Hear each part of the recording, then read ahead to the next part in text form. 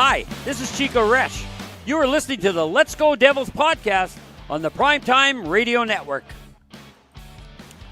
Happy Devil Sunday. This is Game Day Live, coming to you live from the Primetime Radio studios inside the bunker, somewhere in an undisclosed location in beautiful New Jersey, and a bunker in an undisclosed location in the Midwest, because I don't know where Vinnie Parise is.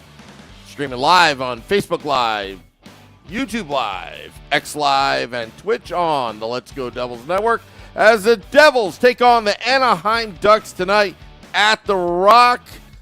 I'm your host, Sam Wu, here with Vinnie Parise. Vinnie, I got to tell you, I got to thank pucksandpitchforks.com and Pucks and Pitchforks for some great articles lately on the new website. It looks good, doesn't it? With the new logo and the new outline of how Fansided kind of has all the articles. Like, it just looks a little more clean these days. I love it. Efficient. It's like boom, boom, boom. I just read. I'm a speed reader right now. I speed read, and it's like so efficient. Like, you know, like my thumbs are just like at ease right now because it's the new website. Yep, it's easier, it's more user-friendly, and I just personally think it looks better. It looks more professional, it looks less, less bloggy and more article-y. Like, I don't know, I think it makes the whole thing look so much better. Yeah, and you know what? Suka thinks you're doing laundry right now. Where are you? Which bunker are you? I'm not doing laundry. I'm in Illinois, I'm in the basement. Lots going on around, so I'm not in my usual setup. I didn't want to be interrupting everybody in my normal setup where I normally do it on a weeknight show. Yeah. Getting you ready. It's the holidays. I'm bouncing around a little more than I usually am, around this time of year. So we're in the basement. Yeah. And normally we're at American Whiskey. I'm missing American Whiskey right now. But unfortunately, with a little scheduling conflicts and all that, it happens. It happens. It was a football Sunday, not the results I wanted for my New York Football Giants, where I was praying for a miracle. But you know what? It's all a race because the New Jersey Devils are on 2-game heater right now. They're playing better defense. Good win again against the Columbus Blue Jackets last night. Now they're going for the second half of a back-to-back against the Anaheim Ducks, and look who's in net tonight, because I believe it's Gibson and Vanacek. And with all the trade rumors swirling, Vinny, let's start from there, goaltending. Because I know Shorts Guy right now is driving through the monsoon listening in on the live feed. But what are your thoughts, Vanacek and Gibson? Because I'm taking the position that the Devils don't need to make a trade yet. Yeah, Sam, I understand firmly where you are. And I remember, every year there's always something, right, that people think needs to be tweaked or needs to be addressed so quickly. And we live with social media and all that. We need instant gratification. We need them to go make a trade right now, as if there's not 60 games left and 120 points available for the taking. Vanacek played well against the Boston Bruins. Right? I thought he was awesome. And, the rebound control was a little sketch. I'd like to see that get cleaned up, but he's 11-5-1. And again, are the Devils a little lucky that he's 11-5-1? Have they given him what they need in front of him in terms of goal support to be 11-5-1? Yes, I absolutely think so. 2 goalies have ever had 30 wins in a season while wearing the New Jersey Devils crest. It's Martin Brodeur, like 17 billion times. And then Vitek Vanacek once last year. Corey Schneider never did it. Keith Kincaid never did it. Kevin Weeks never did it. Trying to think of Chico Resch, unfortunately. I mean, I love Chico. He never had a 30-win season while wearing a Devils jersey. Scott Wedgwood was with the Devils for a while. I'm drawing a blank on the backup goalie. He ended up with Florida. He was a pretty good goaltender for a long time, though. I can't believe I'm drawing Corey a blank Schwab? on this guy's name. When he was in Not Tampa? Corey Schwab, but Corey Schwab's a good mention, too. Van Beesbrook?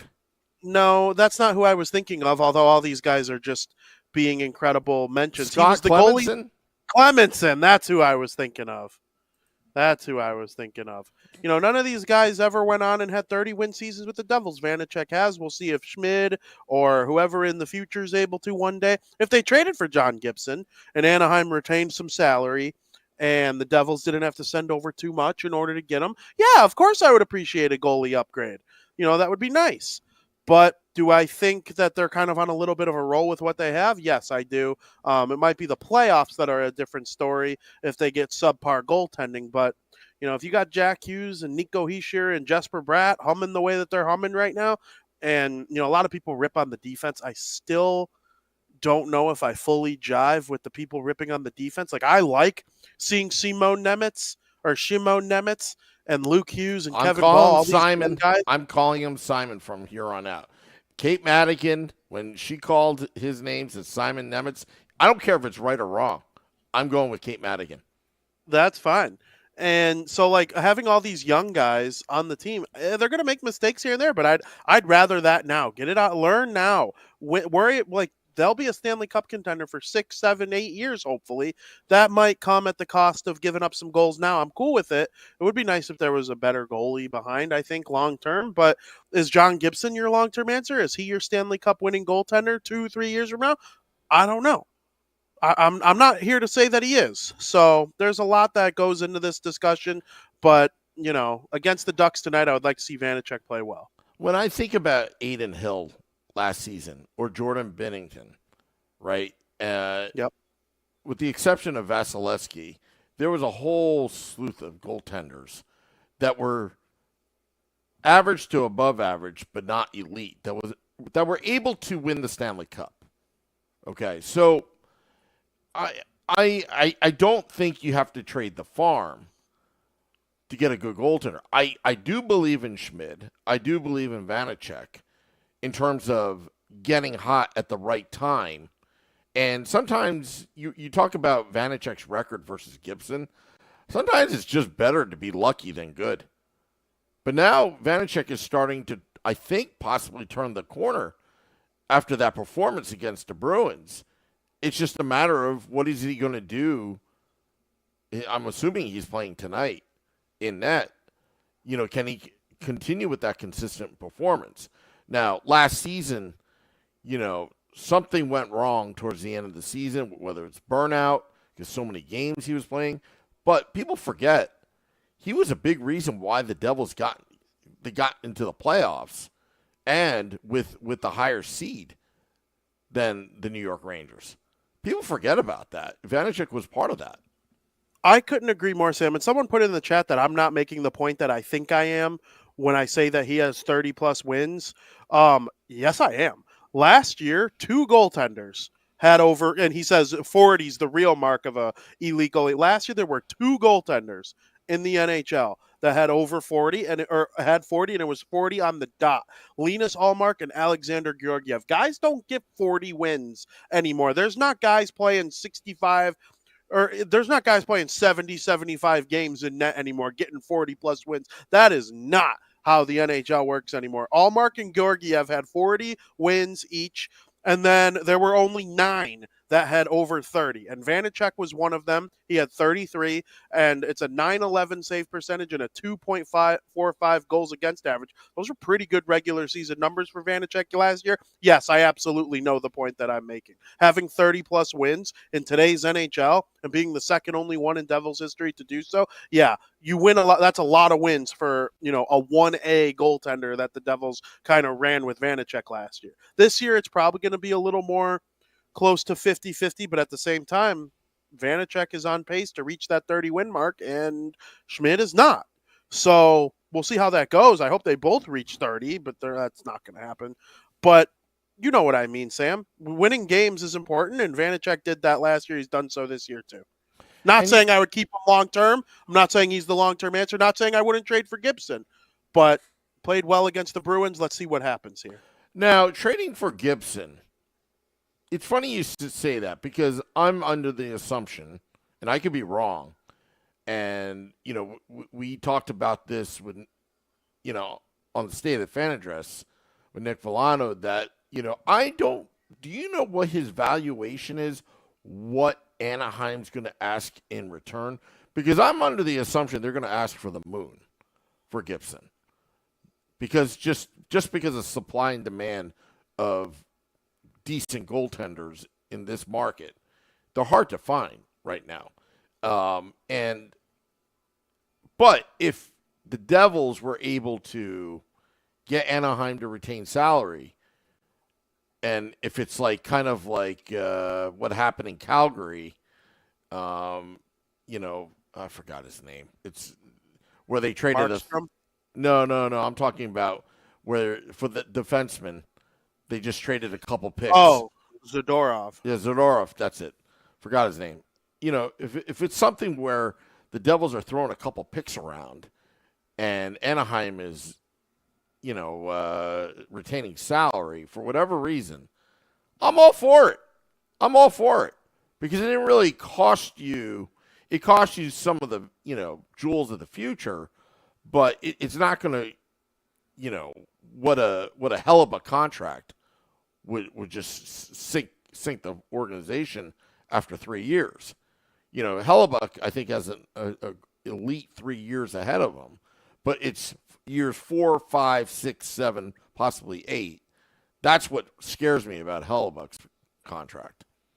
And you could argue the players in front of Hellebuck, if he were traded to the Devils, when we thought that was a possibility, I think the Devils, they're really good now. I really do believe that. They're 8-2 in their last 10.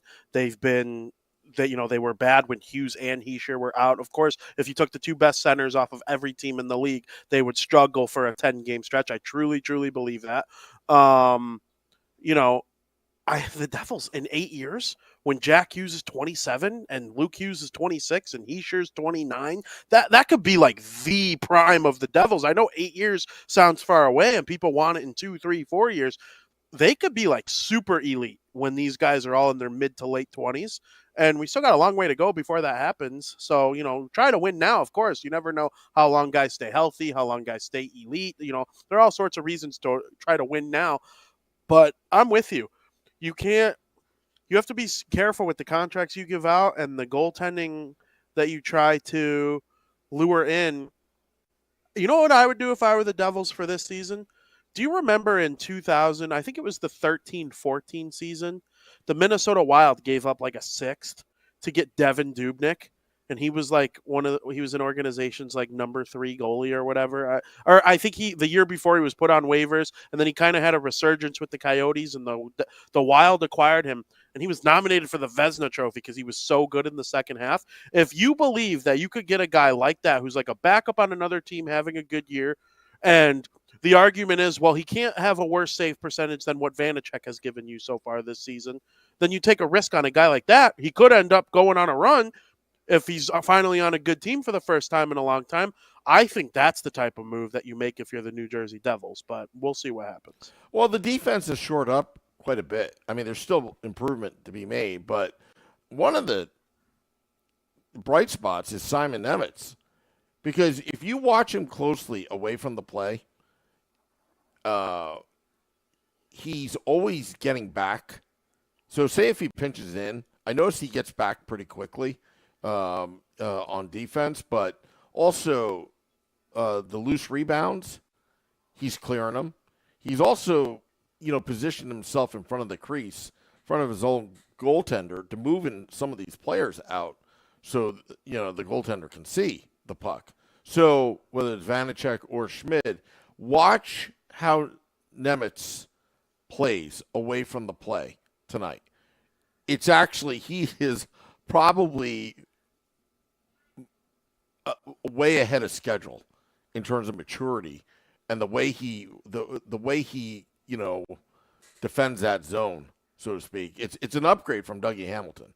Like, I don't see anybody getting through him defensively. Just watch it tonight against the Ducks, because I've been watching it, just his positioning, his demeanor, everything is like even keel. Even with Luke Hughes as well. Just there's no panic with these two young rookies on the team. And again, we talk about when they're in their prime. I mean, anything can happen between now and then, but just projecting the way things are going right now, it's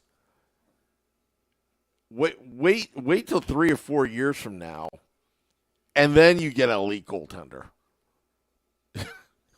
Absolutely. And, imagine if somehow we've seen teams do this in the past. Let's say they draft a goalie in the first round in the mid-20s one of these years. Like they had a good playoff run, they lost in the second or third round, and they draft like the first round goalie of that year, like when the Lightning took Vasilevsky in the mid-20s. Guys like that. Imagine if the Devils got one of those guys and developed him, Yeah. and they sign a veteran that's good for 3 years, and then all of a sudden you drop Vasilevsky or a guy like him right into the prime of the core around him. Tampa Bay did that. They had Ben Bishop that they got as like a 3-year Band-Aid. And Stamkos was still young. And Kucherov was playing with Tyler Johnson and Andre Palat on the third line. And they had Alex Killorn and all these guys that were on the come up, right? Stamkos was just freshly named the captain. They let Vasilevsky figure it out and learn. And then all of a sudden, this core is ready to win. They're at the peak of their non-winning selves, and you shove Bishop out the door, you trade him for assets, you put Vasilevsky, you drop him in, and then he goes on to win a couple Vezina trophies, been to 3 Stanley Cup finals, won 2 of them, another couple deep playoff runs where they didn't win the cup on other years. I mean, probably going to go to the Hall of Fame. He might even be in some people's like Mount Rushmore of all time. I'm not saying that the Devils, this is going to happen for them, but it's something to like consider. If there's a goalie coming out in the next couple years, like, hey, let's take a goalie in the first round if he's really projected to be that good. Or you could trade for a guy like that. Like, let's say the Florida Panthers make Spencer Knight available, or Askarov in Nashville. Like, let's say he becomes available. Guys who you can develop and hope that they come along with the younger guys on the team. That's a real possibility as well. So there's all sorts of different avenues that this team could go, but we'll see. Well, and seeing some of the names being thrown around, again, through these rumors and speculation for John Gibson, it's Seamus Casey, Alexander Holtz, and a first round. It's not going to happen. There is no way you're going to give up that much for John Gibson, which, for 3 years, Seamus Casey should be off limits. Alexander Holtz right now should be off limits. Right now, the Devils don't have to make a trade. That's where their leverage is because they're so stocked with talent, developing talent that's starting to mature that, honestly, I go with your route. I would go with the goaltenders you have right now, barring any injuries. But 3 to 4 years from now, could Nico Dawes actually come back from his hip surgery and actually make a difference? Could the Devils draft that first rounder? Who knows? But right now, this is what we do know. And I said this on the Woo Report earlier today. I would take the Devils' offense and forwards against anybody in the league right now, head to head.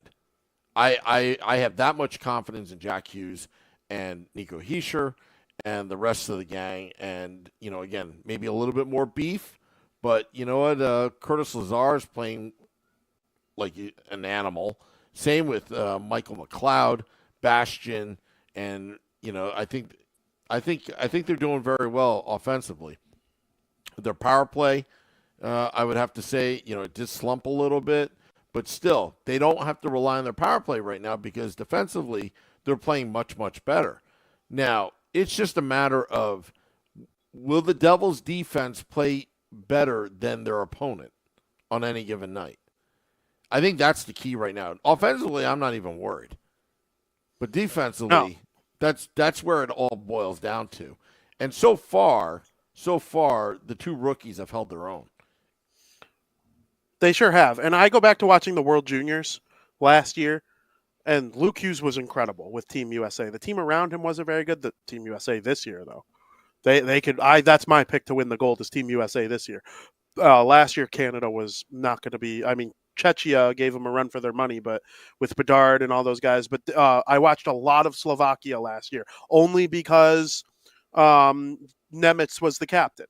And there are 2 things I cheer for in the World Juniors when I watch Team USA and the Devils prospects. That's my power ranking of what I root for. Nemitz, he was just so maniacal. He wasn't as flashy as some of the other like highly drafted players throughout the but he was just, I knew that right when he got to the Devils, they would put him in at the perfect time and they would know how to make it where they could just drop him in and he would succeed right away. And you know what? They've kind of handled how they've developed him from the second they drafted him, second overall, perfectly. And he didn't make the team out of camp. People were like, oh, he's not going to make the team. You let Brandon Smith deal with some, fan criticism, and he had to play some forward here and there. And then Dougie Hamilton gets hurt. And Colin Miller's playing really well, though, so you're not going to take him out.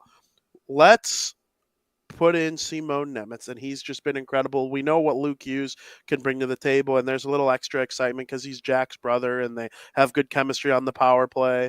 And, in overtime, they make magic, it seems like, every single time. I don't know. I like where this team is going long term. There are going to be some growing pains this year and possibly even next year. But, they're getting back to their good-looking selves. They will be a playoff team by the year's end. I believe that. They're playing well now. They're starting to be confident. And, hey, I can't wait for this game against the Ducks, who they should beat. Yeah, they should beat. And just think about it. The two rookies, Nemitz and Hughes, which Lindy Ruff was trying not to have two rookies in the lineup, if you remember over the summer. His concerns of that on the blue line. But so far, early on,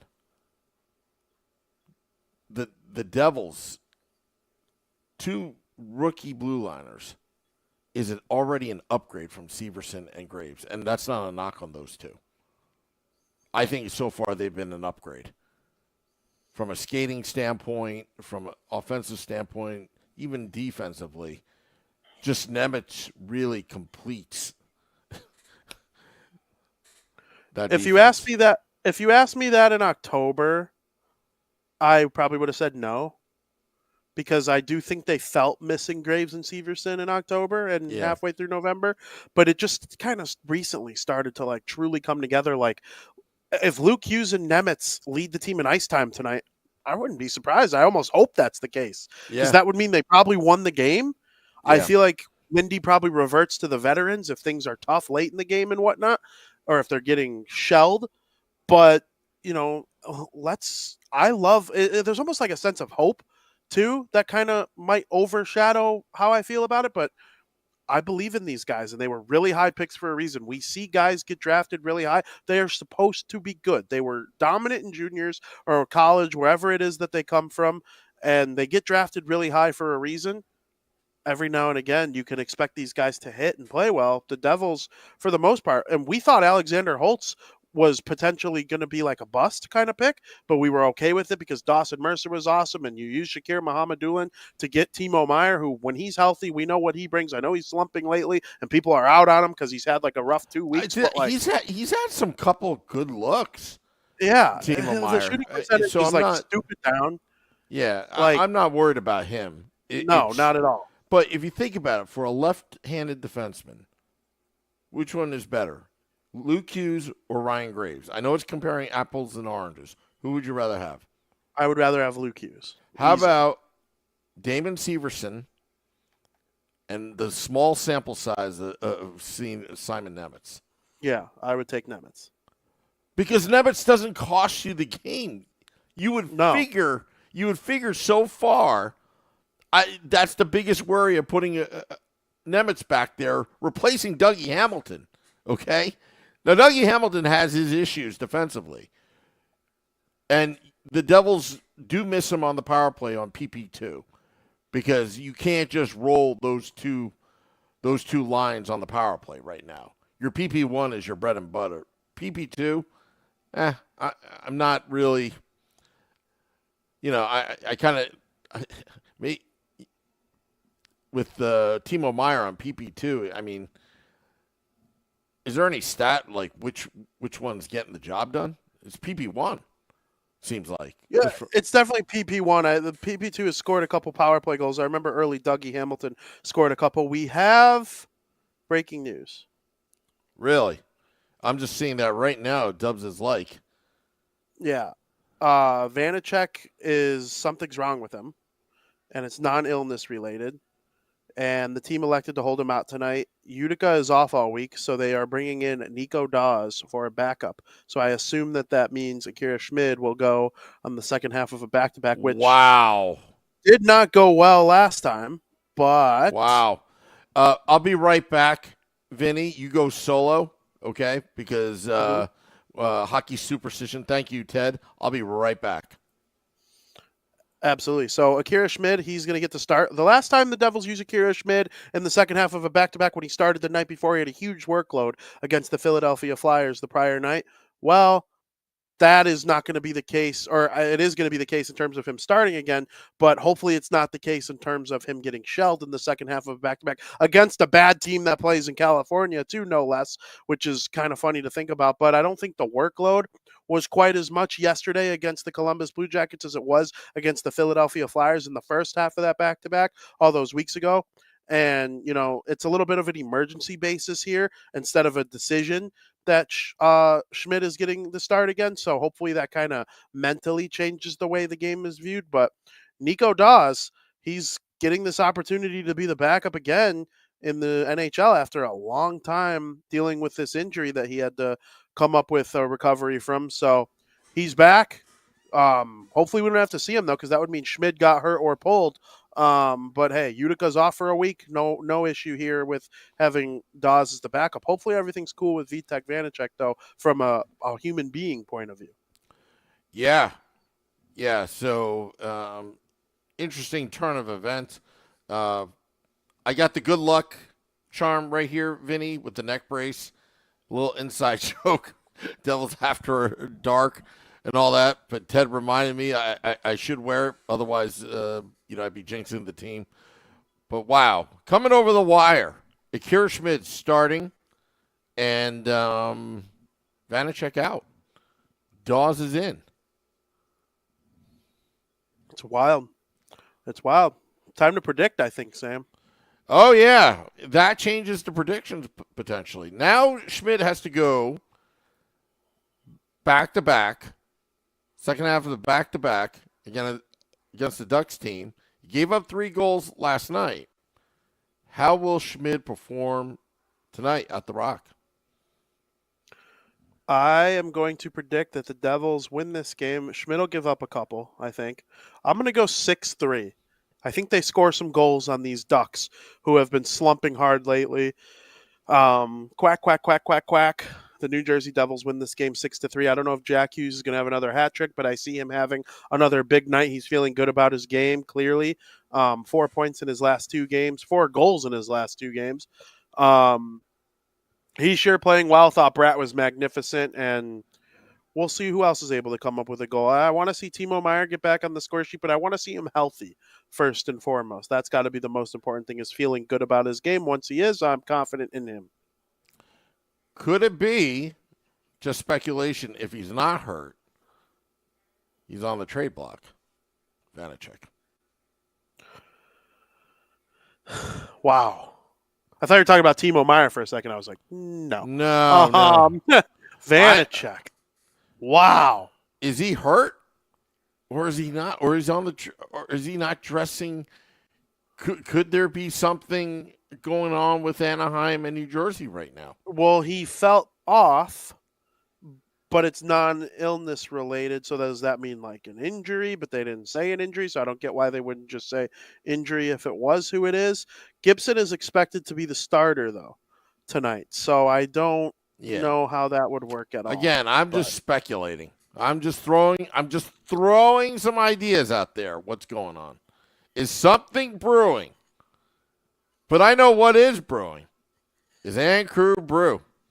Yes, And Crew Brew. Join our crew today, And Crew Brew, where we make winning memories together, one crew at a time. Just so you're aware. And Crew Brew. Just so you're aware, Vinny. It's very hard to do the podcast with a neck brace on. I'm sure. I can't even move my jaw. I'm sure it's hard to do a lot of things. People who don't know the inside joke, they probably turn it on like, what the heck happened to this guy? Yeah, we definitely need we definitely need to get an attorney sponsorship. Do you have a DUI? Do you need some legal representation? Yes. Yeah. Yes. We need a lawyer to sponsor the program for sure. Yeah. Yeah. Did you trip over or did you inhale the asbestos at Madison Square Garden when you last went to see the Devils versus the Rangers? You're not feeling well? Call us now. Did you fall off the curb after drinking too much Ann Crew brew at American Whiskey? Oh, no. No, we need that lawyer just to save ourselves. Yes, literally. Yeah. All right, there are predictions.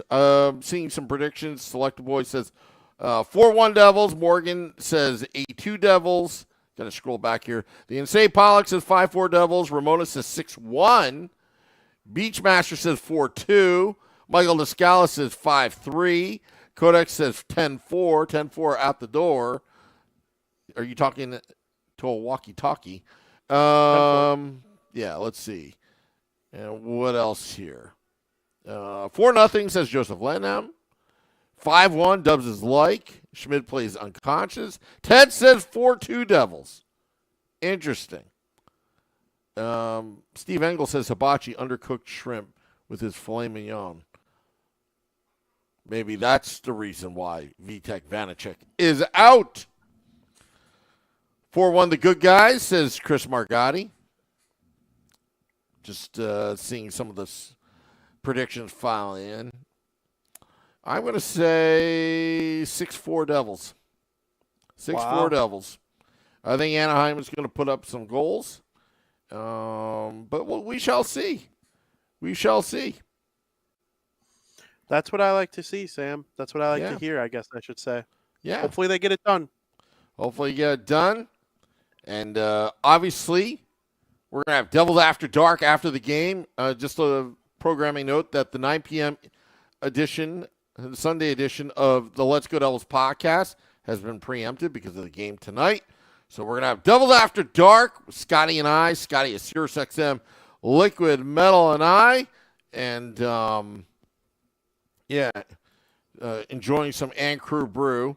Hopefully, Vinnie, that they will join our crew tonight after the game at American Whiskey. I know it's pouring rain out there, but you can always have a little Ann Crew brew with a designated driver on standby, whether it's Uber, Lyft, or your friend, or Frank the Tank, and then go home.